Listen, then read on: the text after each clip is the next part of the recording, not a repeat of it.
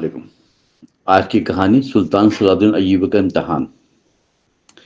شام کی سنہری افق پر سورج ڈھل رہا تھا۔ دمشق کے قلعے کی بلند فصیلوں پر کھڑے محافظوں کی نظریں دور تک پھیلی میدانوں میں جمی ہوئی تھی۔ شہر کے وسط میں سلطان صلاح الدین ایوبی اپنے معمول کی مصروفیت میں باوجود ایک گہری سوچ میں ڈوبا ہوا تھا۔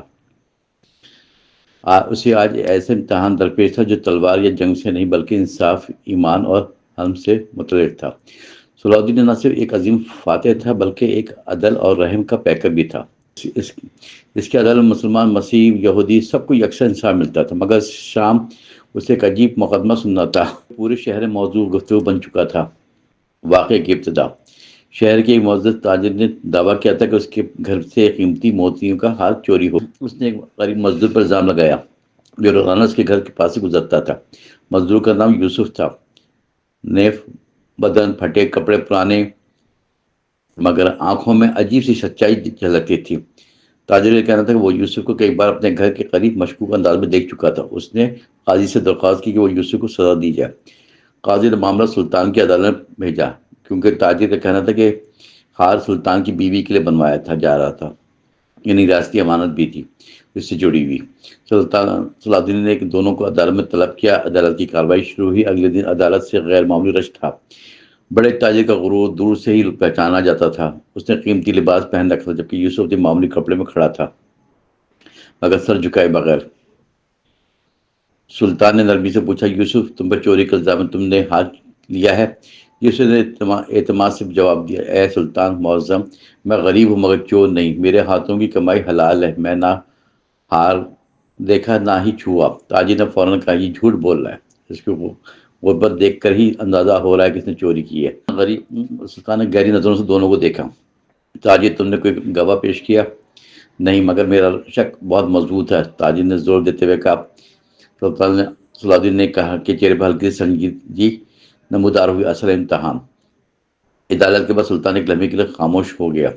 اس کے سامنے دو راستے تھے۔ ایک طرف شہر کا معزز امیر تاجر تھا جس کا اثر و رسوخ بہت زیادہ تھا، دوسری طرف غریب یوسف تھا جس کے پاس سوائے سچ کے کچھ نہ تھا۔ یہ فیصلہ عوام کے سامنے سلطان کے عدل کا امتحان تھا۔ سلطان صلاح الدین ایوبی نے شہر کے متعدد جاسوسوں کو ہار کی تلاش میں بھیجا۔ ساتھ ہی اس نے حکم دیا کہ یوسف کو قید نہ کیا جائے بلکہ گھر جانے دیا جائے تاکہ اس کی نگرانی کی جا سکے، مگر اسے ہمیشہ کی طرح عزت دی جائے۔ رات کا وقت تھا۔ جاسوس ایک پوشیدہ راستے سے تاجر کے گھر میں داخل ہوئے۔ انہوں نے ہر کمرہ چھانا مگر ہار نہ ملا، مگر جیسے ہی ایک ملازم کی کوٹھی میں پہنچے، وہاں سامان کی ڈھیر میں وہی موتیوں کا ہار ملا جسے تاجر نے گمشدہ قرار دیا تھا۔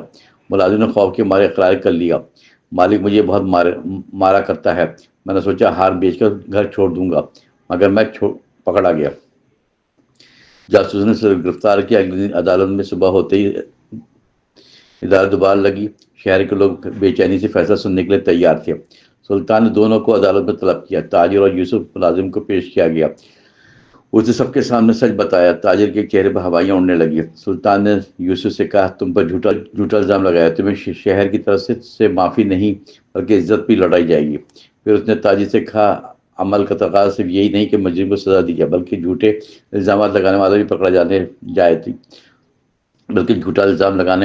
جائے گا۔ تاجر نے گھبرا کے کہا، اے سلطان، میں نے بدگمانی پر الزام لگایا مگر جان بوجھ کے نہیں۔ سلطان نے کہا سخت مگر نرمی بھری آواز میں کہا، بدگمانی بھی ظلم ہے اور کسی غریب کی عزت اچھالنا اس سے بڑا ظلم ہے۔ سلطان نے فیصلہ سنایا۔ سلطان کا فیصلہ، ملازم مناسب سزا دی جائے مگر اسے معاف کرنے کا موقع بھی دیا جائے کیونکہ غربت نے اسے غلطی پر مجبور کیا۔ تاجر اپنے جھوٹے الزام کے کفارے کے طور پر یوسف کو 1 سال کا راشن اور 50 دینار دیا۔ یوسف کو شہر کی مسجد میں منشی کی نوکری دی جائے تاکہ وہ باعث روزگار حاصل کر سکیں۔